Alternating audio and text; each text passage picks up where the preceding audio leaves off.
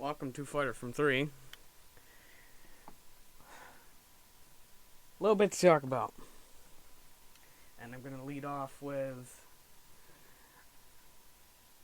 some Team USA news from earlier in the week.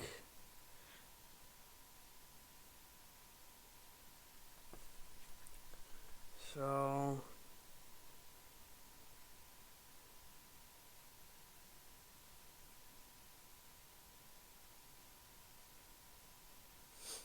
this would... I hate Google. It never works when I need it in a stream or in a podcast. But I'm trying to get the schedule so I can make sure I know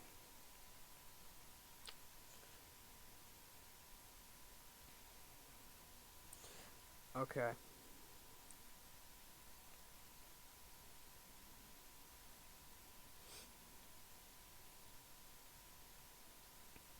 So, USA Spain's supposed to be tonight. I won't be able to talk about that till next week. And then there's and then that will be the start of the Olympic, or that will be the end of the exhibition games. And Sunday, July 25th will be USA France. Then the following Wednesday will be USA Iran. Then the following Saturday will be USA Czech Republic. And then it will go from the quarterfinals to the semifinals that Tuesday and Thursday. And then that Friday is the gold medal game. And then the day after is the bronze medal game. So this team better get its stuff together now. But USA Australia was supposed to be 2 days ago. It did get canceled. That was supposed to be the second of two games between the two as exhibitions. And the first one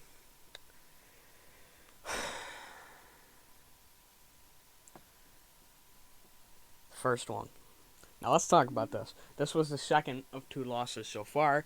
Could be a third or a second of three, depending on how they do tonight. But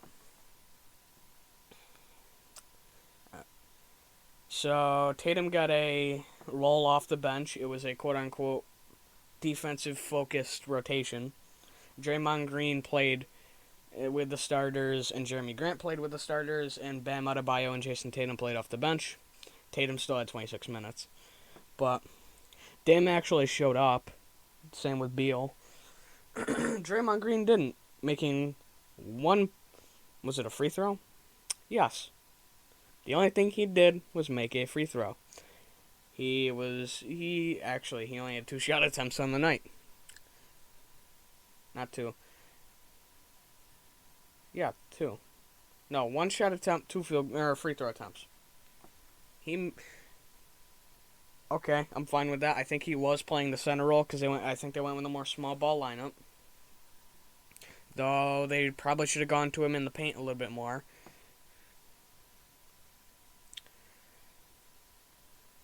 Jeremy Grant had 5 points with him stepping into the starting lineup. He was 2 of 5 from the floor, but he didn't take very many shots, and he was able to do a little bit on the floor in terms of playmaking and grabbing boards, with 3 in each category.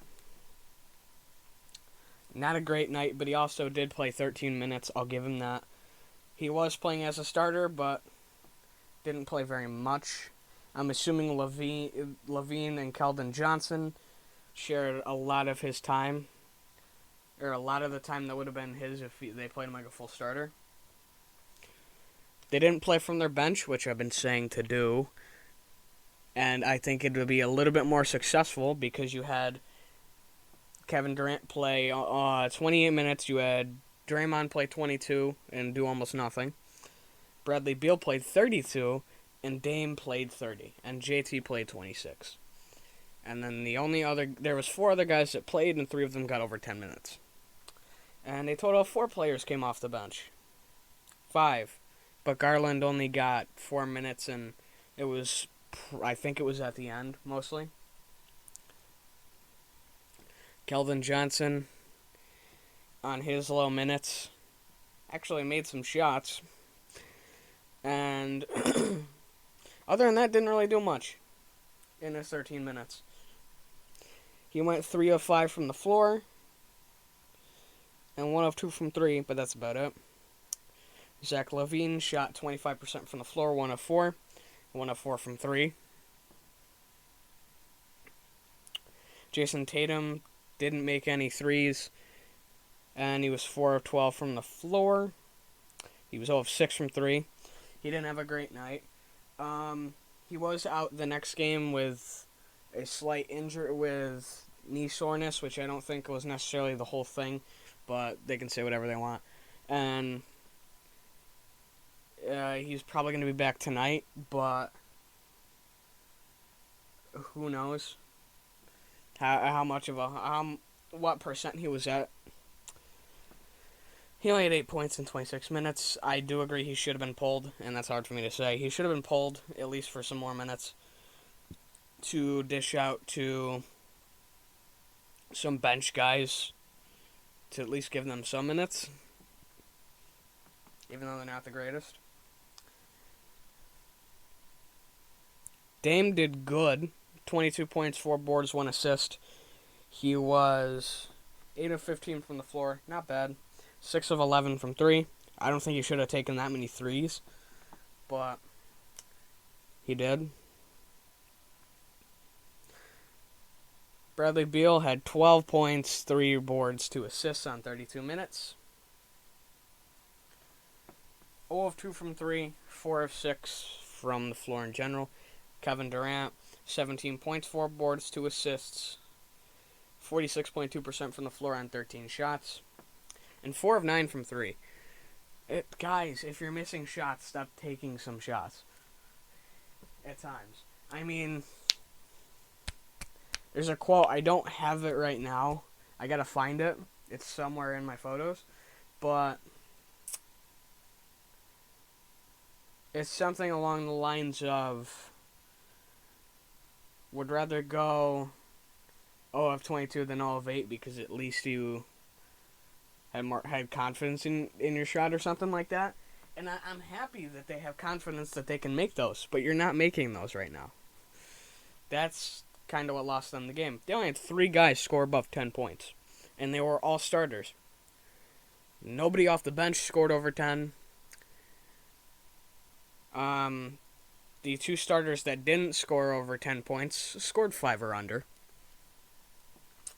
Though 1 did play on 13 minutes, which 5 points on 13 minutes isn't as bad as 1 point on 22.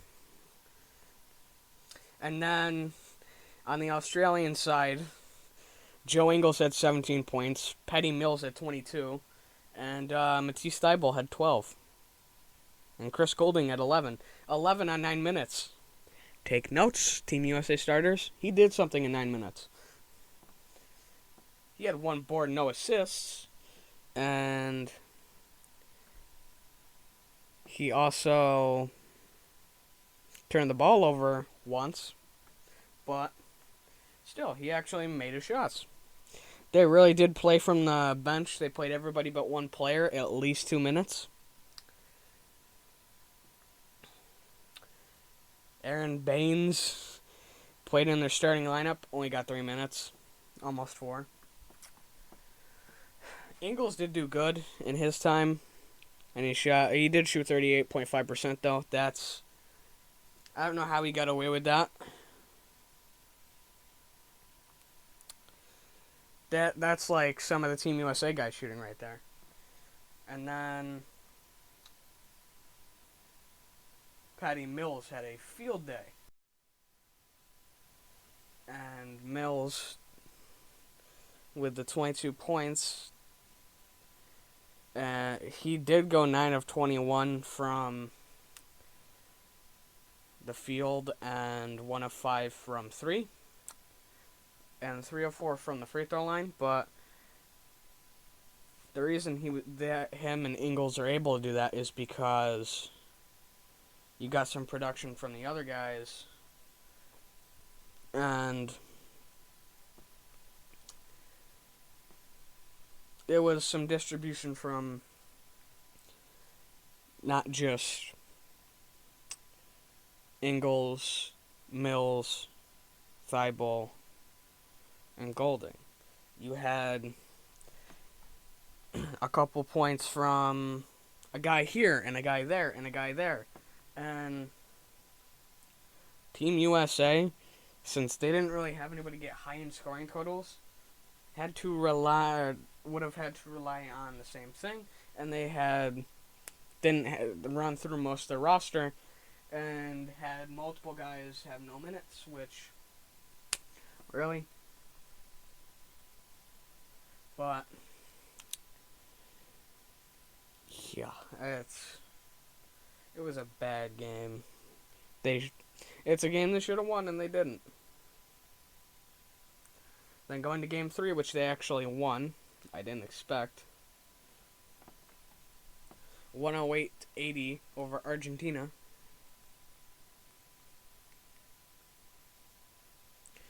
Waiting for the box score.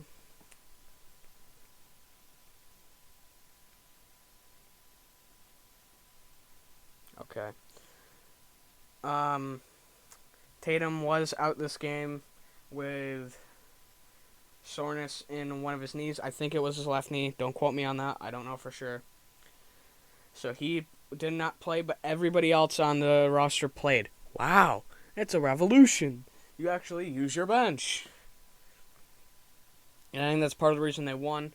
All the starters got over 10 points, and you saw a little bit in terms of points from Draymond, Keldon Johnson, Darius Garland, Sadiq Bey, Josh Magette, and John Jenkins even had some points, and Chris Reynolds.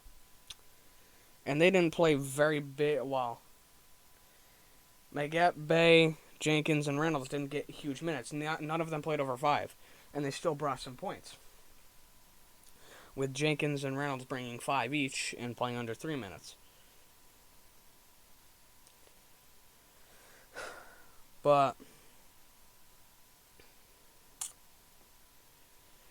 and in general, Team USA shooting was good. Garland was 2 for 7 and Johnson was 2 for 6. But everyone else was at least above 40%. Damian Lillard had 44 on 4 of 9, 44%.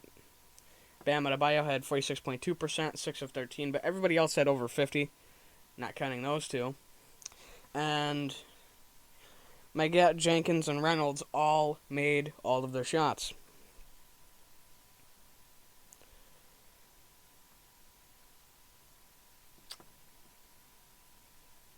Bam Adebayo did well for his 18 minutes with his 12 points, 5 boards, 5 assists.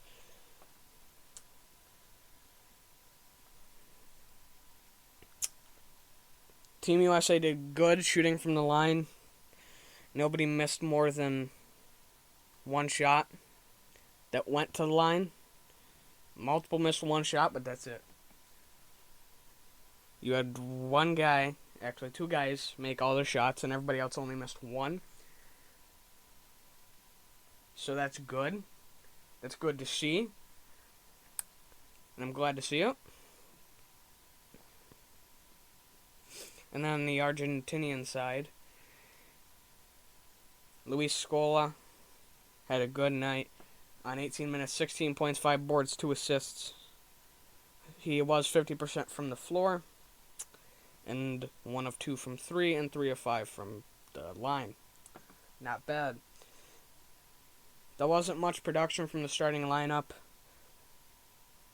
and in general, but there was still some. They also did good from the free throw line. And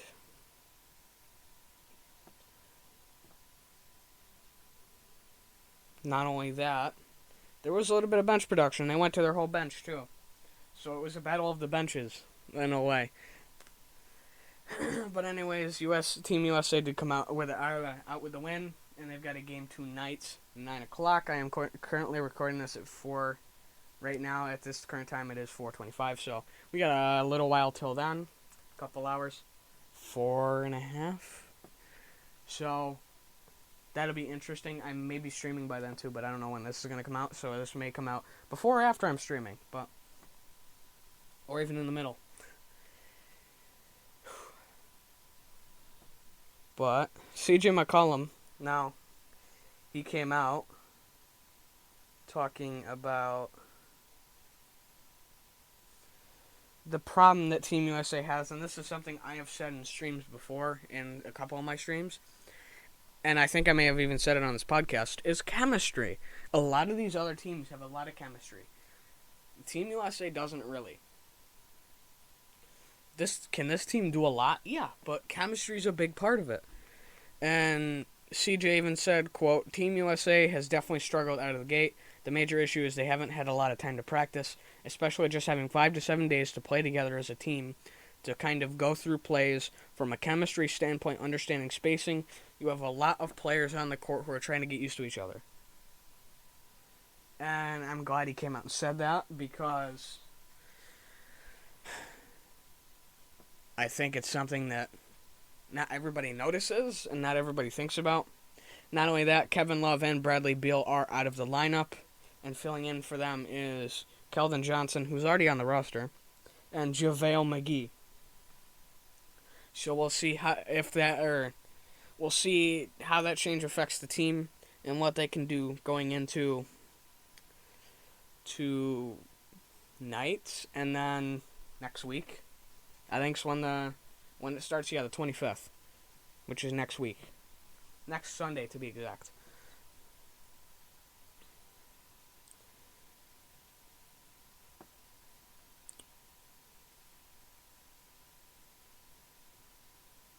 Also,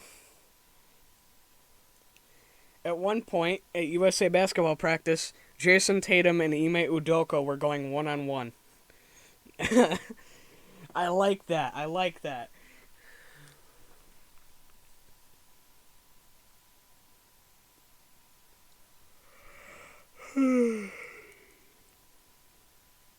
It's been a long day, but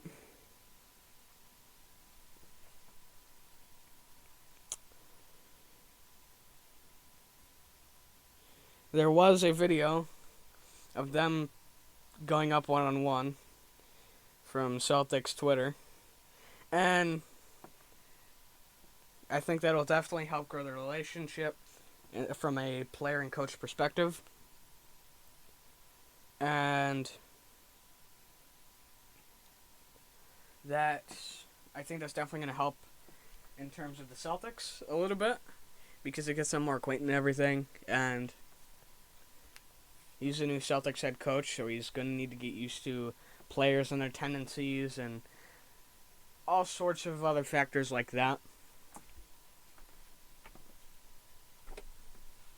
And honestly, that was just funny to see. I didn't think I would see that. I really didn't.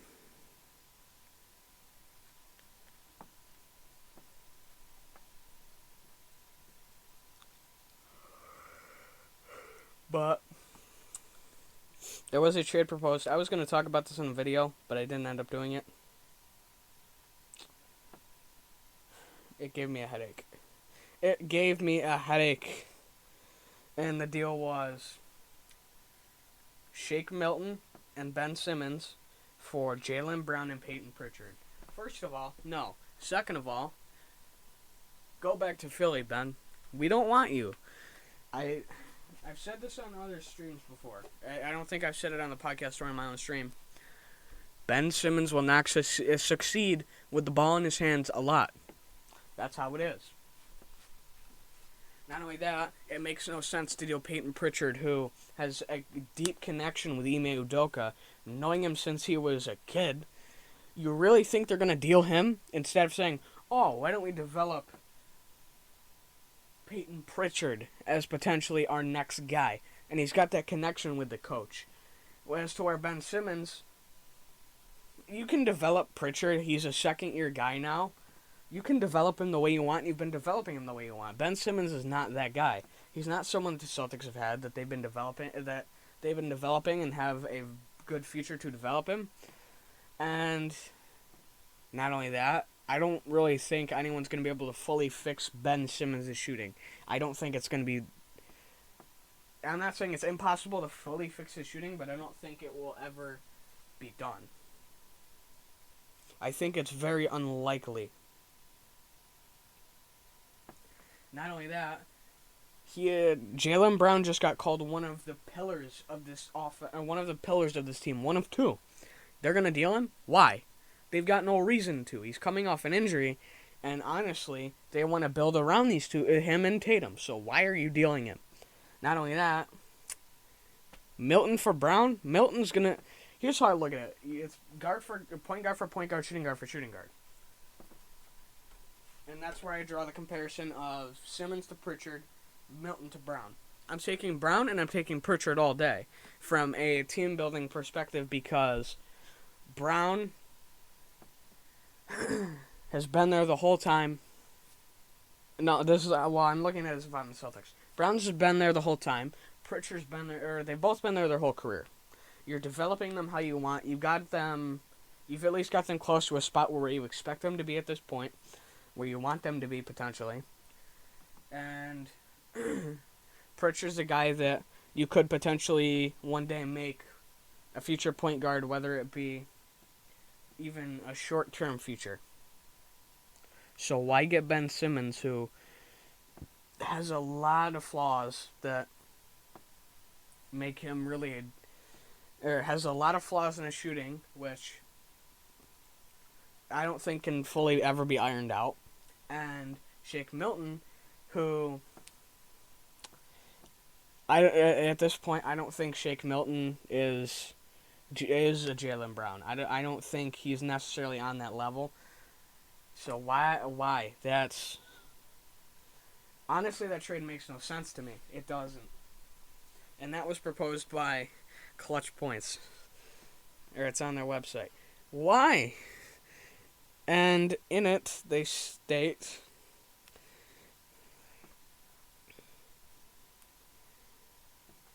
that, quote, however, Celtics fans have to remember that their team struggled horribly despite the ascension of Brown and Tatum. Analysts observed while the two are extremely good players, their play styles have a lot of similarities, therefore they failed to complement one another, which became the reason for the Celtics' struggles. I'm sorry. What? You're telling me they struggled because Jaylen Brown and Tatum didn't work well together, not because Brown got hurt in the playoffs? I don't know if you know that. Not only that, they're not going to go to a length to deal him. He's not on the block for a reason, because if they really wanted to get rid of him, we would have known he was on the block by now. So why would they trade him?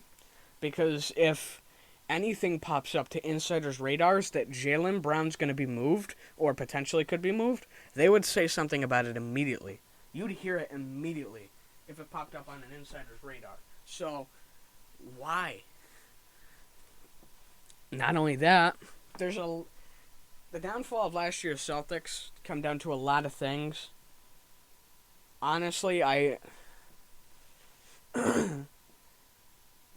want to say this. Last year wasn't horrible. We managed to compete. Now, that series against the Nets, you look at Celtics through the first three quarters, all but one game, the Celtics mostly could compete through the first three quarters of the game. It was the fourth quarter that determined whether they won or lost. And that would be either they take the quarter and they do very well, or they don't do great, can't catch up, and then pull starters or pull whoever's on the floor and they put in backups for some time at times. There were some if I'm not mistaken, there were some close games and were some that weren't. But we still gotta admit, Jason Tatum and Jaylen Brown not being quote unquote compatible isn't the biggest problem, not nearly in my eyes. But whatever. That article, what they say in it, I've read through most of it, or at least skimmed and kind of read into it. And no. You're wrong. And you'll never hear me say that. I go in and I'm like, this, it makes no sense, but I get it, but I guarantee, if someone can explain it to me, do it. Like, in the comments, I'm saying this for real. If someone can explain it to me in the comments how this somehow makes sense, please do. But it doesn't to me. And this is one of the only times I will say it. They're wrong. Because it's ridiculous. I just pointed out. You can't tell me that Tatum and Brown are the biggest problem there, or the reason that we lost last year. It's because we ran into a three-headed monster in the Nets, and Brown was out, and you just didn't exactly get what you wanted in general. Not only that, you had other injuries at some points, including Robert Williams, so I don't know if he was 100% almost at all during that series. Really? No, get out of here. There is also another rumor that... Hold on, let me find it.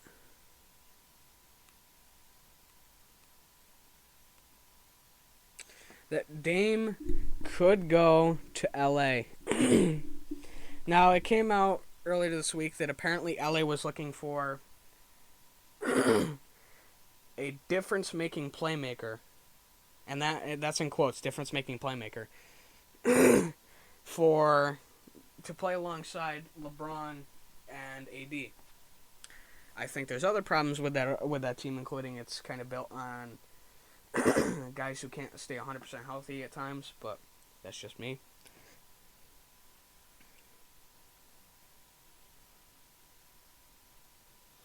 But let me try to find it again.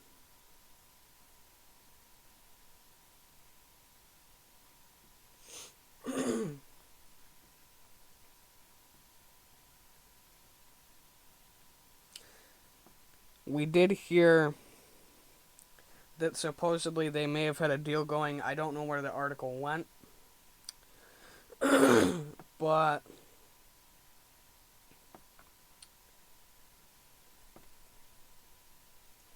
a lot of people are now saying the Lakers are a front runner for him, and then you've got Dame who comes out and says, well, that it's not off the table that he could stay. Definitely not. So there's something going on. I don't know what exactly there's going on behind closed doors, but I think it's not... I don't think it's necessarily he wants to go, but he's at a point where he may have to, and he could land in multiple spots. People have said Philly, but Philly's got no leverage in that deal, and I don't think Philly would able to get... if they're trying to get rid of Simmons, they're not going to do it. They're not going to be able to get through that deal without giving up the house plus the kitchen sink and more. Or the house, everything in it, plus more. But I honestly don't think he will land in Philly. I don't. But anyways, this has been Fighter from 3. I'm going to end it here, and I will see you guys next week, unless there's news, which there probably won't be, but I will see you next week, and this is Fighter from 3, signing off.